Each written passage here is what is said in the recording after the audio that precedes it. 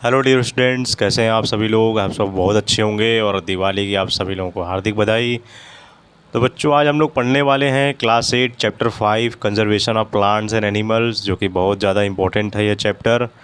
और इस चैप्टर को यदि आप पढ़ते हो तो आपको बहुत कुछ सीखने को मिलेगा, क्योंकि जो जो हम लोग गलतियाँ कर रहे हैं उसको सुधार करना है तो हमें ये चैप्टर पढ़ना पड़ेगा। अब मैंने आपसे बोला कि हमने गलतियाँ की हैं, क्या क्या गलतियाँ की हैं वो सारा सब कुछ इसमें लिखा हुआ है। सब कुछ मैं डिटेल में पूरा एक्सप्लेन करने वाला हूँ। तो आप चैनल पर नए हैं तो सब्सक्राइब जरूर कर लीजिएगा। चलिए शुरू करते हैं। तो ध्यान दीजिए, यहाँ पर ये चैप्टर है conservation of plants and animals. क्या होता है conservation of plants and animals? यानी जो प्लांट्स होते हैं और एनिमल्स, यानी जो पौधे और जानवर हैं, उनको कंजर्व करना, यानी उसको सुरक्षा देना, उसको बचाना। कैसे हम उसे बचा सकते हैं? तो conservation is a term used to describe the careful and sensible use of natural resources. ठीक है, यानी जो हमें नेचर ने जो हमें दिया हुआ है उसे हम कितना केयरफुली उसको हम यूज़ करते हैं, यही मेरा कंजर्वेशन होता है। The earth natural resources include air, water, soil, minerals, fuels, plants and animals. अब नेचुरल रिसोर्सेज क्या क्या होता है? उसमें एयर होता है, वाटर होता है, सॉइल होता है, मिनरल्स होता है, फ्यूल्स होता है और प्लांट्स और एनिमल्स होता है। तो ये सारे नेचुरल रिसोर्सेज होते हैं। तो इस चैप्टर में हम क्या पढ़ने वाले हैं? In this chapter we will study about their conservations, यानी इस चैप्टर में हम स्टडी करेंगे conservation of plants and animals के बारे में, यानी practice of caring of these resources so that all living things are benefited from them in present as well as in the futures. और भी हम सारी चीज़ रिसोर्सेज के बारे में पढ़ेंगे, जितनी भी लिविंग थिंग्स हैं, ठीक है, कैसे वो हमें जो है वो बेनिफिट प्रदान कर रहे हैं, और चाहे वो प्रेजेंट में हो या फ्यूचर में, सब कुछ इसके बारे में पढ़ना है। इसमें पहला टॉपिक आता है डिफॉरेस्टेशन एंड इट्स कॉजेस। तो डिफॉरेस्ट, अब यहाँ पर देखिए फॉरेस्ट का मीनिंग आप जानते हो जंगल, तो डी लग गया, इसका मतलब जंगलों की कटाई की बात हो रही है। तो यदि हम जंगलों की कटाई कर दें, पूरी तरह से हम पेड़ों को नष्ट कर दें, तो उसके क्या कॉज, क्या परिणाम, क्या हमें कारण देखने को मिलेंगे, यही पढ़ना है। A forest is a large area covered with the trees and plants. हम जानते हैं कि जो जंगल होता है वो सबसे बड़े एरिया को कवर करता है, ट्रीज़ होते हैं और प्लांट्स होते हैं। It provides habitat for various plants and animals, और ये प्रोवाइड कराता है जहाँ पर प्लांट्स हो गए और एनिमल्स रहते हैं, निवास करते हैं। The process of clearing away forest by cutting them down और बर्निंग देम इज़ कॉल्ड डिफॉरेस्टेशंस। तो यदि हम जंगलों की कटाई कर दें, उसको पूरी तरह से साफ़ कर दें, हटा दें, तो इसी प्रोसेस को ही हम डिफॉरेस्टेशन कहते हैं। ठीक है। Various causes that lead to deforestations are, और इसके कुछ अलग अलग जो है वो कारण होते हैं अगर डिफॉरेस्टेशन अगर किया जाए, नष्ट किया जाए। पहला होता है प्रोक्योरिंग लैंड फॉर कल्टीवेशंस। तो डिफॉरेस्टेशंस का एक सबसे बड़ा कारण यह है कि हम यदि जैसे हमें 150 करोड़ भारतवासियों को अगर भोजन चाहिए, तो उतनी तो ज़मीन है नहीं भारतवासियों के पास, लेकिन आबादी ज़्यादा है, तो खाना हम लोग कैसे खाएंगे? किसान जो है वो फसल अपना तैयार करेगा, लेकिन फसल तैयार करने के लिए उसे ज़मीन चाहिए, मिट्टी चाहिए, तो वो जंगल को ही नष्ट कर देता है। जंगल को नष्ट करके पूरा उसे एक फसल तैयार करने लायक ज़मीन तैयार करता है। तो forest trees are cut down to obtain more agricultural land for cultivations of crops to feed the increasing populations. मैंने जो बात बोली वही चीज़ लिखी हुई है कि बढ़ती हुई पॉपुलेशंस को जो है वो खाना देने के लिए, उनको भोजन देने के लिए ये जो है जितने भी जंगलों को नष्ट करके एक एग्रीकल्चरल लैंड जो है वो तैयार किया जाता है। बिल्डिंग हाउसेस एंड फैक्ट्रीज, और दूसरा कारण ये भी है कि the trees are cut down to build homes, और पेड़ों को काटने के बाद जो है वहाँ पर बिल्डिंग बन जा रही हैं, फैक्ट्रीज़ बन जा रही हैं, रोड बन जा रहे हैं, डैम्स बन जा रहे हैं, और ये सारे एक्सेट्रा हैं। मेकिंग वेरियस प्रोडक्ट्स पेपर और would for making doors Windows etcetera obtained from trees. तो पेड़ों से हमें अलग अलग प्रकार की चीज़ें भी मिलती हैं, जैसे पेपर हो गया, वुड्स हो गए, और जैसे दरवाजे, खिड़कियाँ, ये सब सारी चीज़ें पेड़ों से ही मिल रहा है। तो पेड़ों को ही नष्ट करेंगे तो ये सारी चीज़ें हमें कहाँ से मिल पाएंगी। चौथा है नेचुरल कॉजेज़। तो अब इन डिफॉरेस्टेशन के कारण हमें नेचुरल कॉजेज़ देखने को मिलता है। फॉरेस्ट फायर, जो जंगलों में आग लग जाती है, सीवरेज ड्रॉट्स, सूखा पड़ने लगता है, एंड ऑल्सो जो है लीड्स टू डिफॉरेस्टेशंस, और भी बहुत सारे जंगलों के कटने के कारण होते हैं।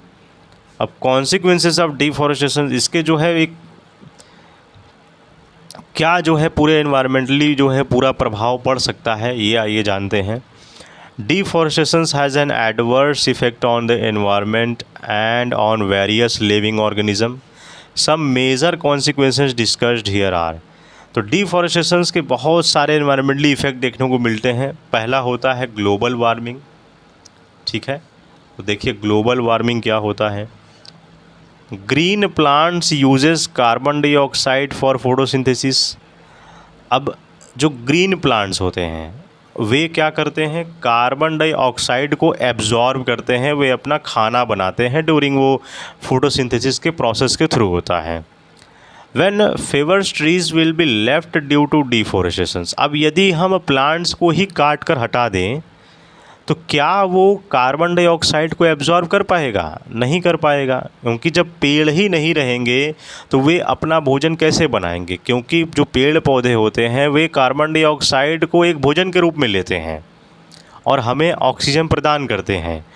तो जब पेड़ ही नहीं रहेगा तो कार्बन डाइऑक्साइड की मात्रा ज़्यादा हो जाएगी, तो इसलिए ग्लोबल वार्मिंग देखने को मिलता है। Will be resulting increase amount atmosphere. तो पूरे एटमॉस्फेयर में कार्बन डाइऑक्साइड जो है वो ज़्यादा मात्रा में फैलेगा। जब वो ज़्यादा मात्रा में फैलेगा तो rays reflect by the surface of the earth, फिर वो अर्थ पर पूरा जो है उसका परिणाम देखने को मिलता है, जिस वजह से आप देखते ही हो कि गर्मियों में 50 डिग्री सेल्सियस 60 डिग्री सेल्सियस पहुंच जा रहा है। तो क्या कारण है? यही कारण है पेड़ों का कटना। Trapping of heat rays carbon dioxide increases the temperature of earth atmosphere thus leading to global warming. तो ग्लोबल वार्मिंग बढ़ेगा, यही कारण है। दूसरा है डिस्टर्बेंस इन वाटर साइकिल। अगर पेड़ों को काट दिया जाए तो क्या होगा, देखिए the consequent increase in the temperature of अर्थ। तो पहला तो यही है कि अगर हम लगातार पेड़ों को काटते रहें तो अर्थ पर क्या होगा, उसका टेम्परेचर जो है वो ज़्यादा देखने को मिलेगा, सन रेडिएशन ज़्यादा देखने को मिलेगा, और वाटर साइकिल भी बिगड़ जाएगा। क्योंकि अगर जंगल है तो बारिश होती है, बारिश हो रही है तो बादल बनता है, जब पेड़ ही नहीं रहेगा तो कहाँ से होगा। Disturbs water cycle, this leads to the decrease in rainfall and lowers the ground water level and could cause droughts. तो जब पेड़ नहीं होगा वो पानी को एब्जॉर्ब नहीं कर पाएगा, तो जिसके कारण बारिश नहीं होगी। अब बारिश नहीं होगा तो फिर ग्राउंड वाटर जो पीने का पानी होता है वो नीचे नहीं पहुंच पाएगा, और जब वो नीचे नहीं पहुंच पाएगा पानी तो फिर पीने लायक पानी बचेगा ही नहीं, पूरी तरह से सूखा पड़ जाएगा, ज़मीन बंजर हो जाएगी। एक सबसे बड़ा कारण ये भी है कि यदि हम पेड़ों को काट दें तो बाढ़ का खतरा भी ज़्यादातर बना ही होता है, क्योंकि अभी इसके बारे में पढ़ेंगे। फ्लड्स में देखिए लिखा हुआ है, फ्लड्स में उसकी बात करेंगे। तो वाटर साइकिल का भी हम बात कर रहे हैं, तो वाटर साइकिल जो भी वो डिस्टर्ब हो जाता है पेड़ों को काटने से। तीसरा है सॉइल इरोजन एंड डिजर्टिफिकेशन, यानी जो मिट्टी जो होती है वो भी बंजर हो जाती है। क्यों ऐसा होता है? Roots of trees bind particles of top soil, यानी जो पेड़ों के जो जड़ होते हैं वो जो मिट्टी की ऊपरी परत होती है जिसे टॉप सॉइल बोलते हैं, वो इसे बांधे रखता है, preventing them from being carried away by wind and water. तो हवा आए या पानी आए तो वो पेड़ जो है वो उसको बचा के रखता है। पेड़ जो मिट्टी की जो टॉप सॉइल होती है उसे पकड़ के रखता है। When the forest trees are cut, जब जंगलों की जब सफाई हो जाएगी, पूरी तरह से काट दिए जाएंगे, तो there are no roots and the bare top.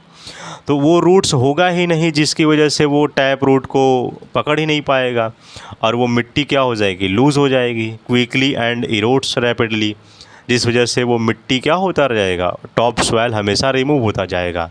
और ध्यान दीजिए जितनी भी हमारे फसलें होती हैं, गेहूँ, चावल, दावल, ये सारी चीज़ें टैप रूट्स पर ही होती हैं, और टैप रूट्स ही नहीं बचेगा तो फिर किसान अपना भोजन कैसे बनाएगा। This results in the soil halogen, removal of top soil exposing the lower layer that is hard.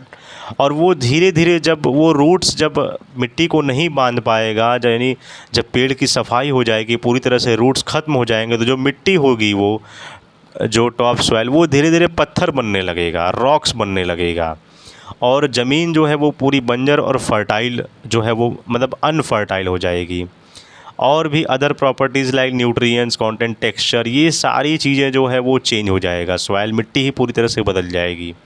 Over the time continued soil erosion can दस कन्वर्ट लैंड इनटू डिज़र्ट, यानी धीरे धीरे धीरे धीरे 10 साल, 20 साल, 50 साल, 100 साल, 200 साल, 1000 सालों बाद जो है वो पूरी की पूरी पानी सूख जाएगी, पूरा बंजर ज़मीन हो जाएगा, पूरा का पूरा रेगिस्तान हो जाएगा।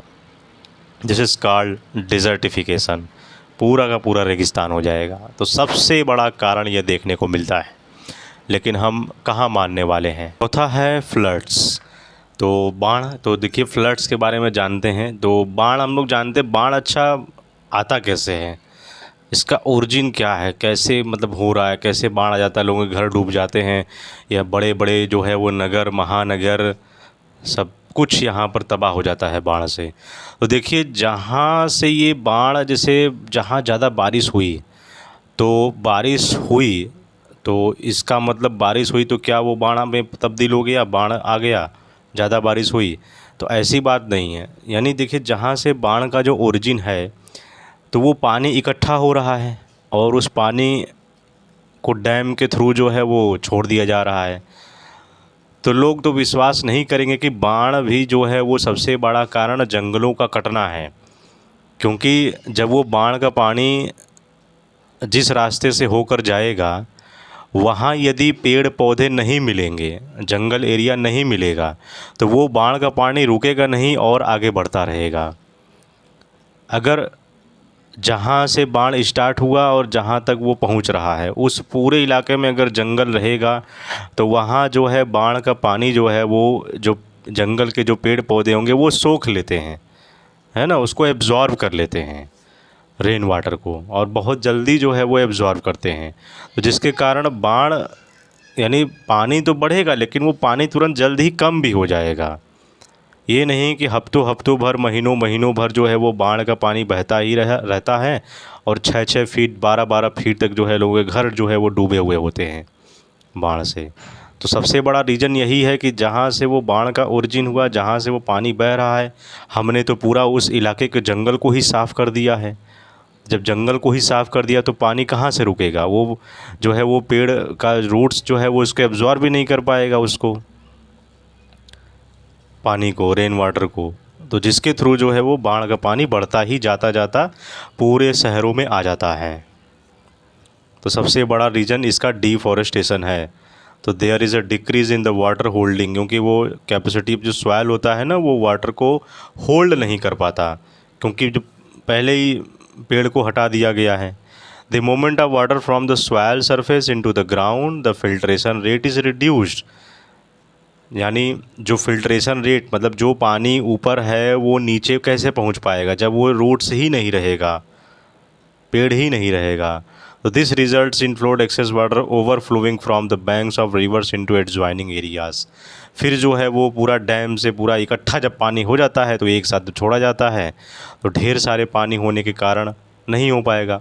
अब ऐसा तो है नहीं कि केवल 1-2-4 पेड़ से जो है वो पानी कम हो जाएगा, उसके लिए पूरा जंगल एरिया चाहिए, तब जाकर के वो पानी को सोखेगा, फिर बाढ़ की समस्या जो है वो कम हो सकती है। पांचवा है shortage of would and other forest products. तो अगर हम ज़्यादा मात्रा में डिफॉरेस्टेशन अगर करने लगें तो हमें वुड्स जो अदर जो फॉरेस्ट प्रोडक्ट है वो नहीं मिल पाएंगे। जैसे will lead to shortage of woods to various purposes. Also there will be lack of other forest products such as honey हो गया, गम हो गया, lack etc. cutting down forest trees continues.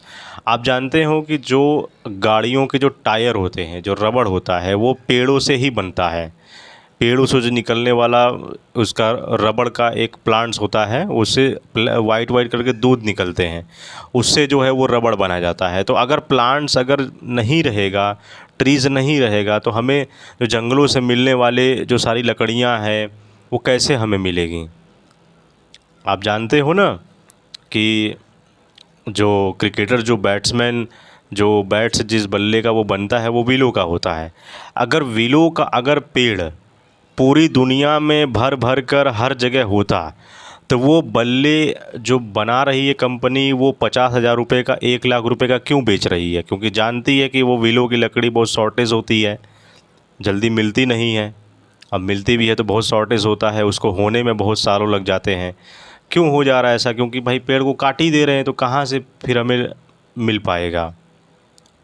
ठीक है, आप जानते हो चंदन की लकड़ी, चंदन की हो गई, सब सारी इतने भी ये सब रेयर, मतलब रेयर केस में बहुत मिलता है। आखिर क्यों ऐसा हो रहा है? क्योंकि भाई हम लोग सीधा सीधा जंगल को ही साफ़ कर दे रहे हैं अपने रहने के लिए। तो ये सारी चीज़ें बहुत ही, हम लोग विनाश की ओर आगे बढ़ रहे हैं, और हम लोग जाने अनजाने में हमारे पूर्वजों ने और हम भी लोग जो हैं वो एक हत्यारे हैं, क्योंकि पेड़ पौधों की हमने हत्या की है। और इसका प्रायश्चित तभी होगा जब पूरी धरती का विनाश होगा। इसका प्रायश्चित वही है, और कोई तरीका नहीं है। आप कितना लाख पेड़ लगा लो, जब इंसान की जब पॉपुलेशन बढ़ती रहेगी तो वो नेचुरल रिसोर्सेज को उतना ही कब्जा करता रहेगा।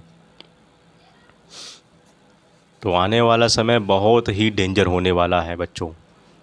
इसलिए सबसे ज़्यादा ज़रूरी जो है वो एक पेड़ ज़रूर लगाइए आप। अगर आपके पास ज़मीन है, अगर आपके पास ज़मीन है, एरिया है, आपके पास अच्छी खासी एरिया है, तो आप ज़रूर आप पेड़ लगाइए।